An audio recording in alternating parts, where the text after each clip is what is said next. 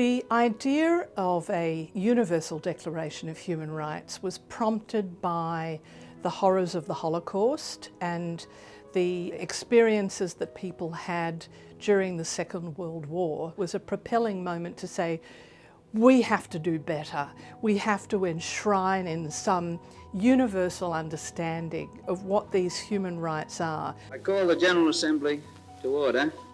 Dr. Herbert Evatt, the Foreign Minister of Australia, was extremely influential in the development of the draft, and he was the President of the General Assembly of the United Nations when the draft was adopted in Paris on the 10th of December 1948. We can be proud of H.V. Evatt. Doc Evatt, as he was known, was the right person in the right place at the right time, as was Jessie Street, who played a pivotal role in advocating for the equal recognition of women.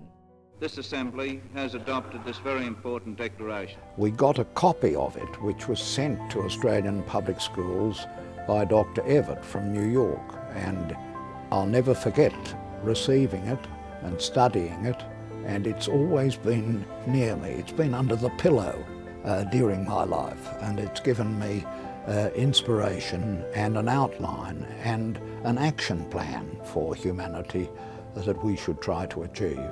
The Universal Declaration of Human Rights in particular, to me, is one of the most important documents ever written in human history. The UDHR was an aspirational document. Essentially, as the Magna Carta of the whole world.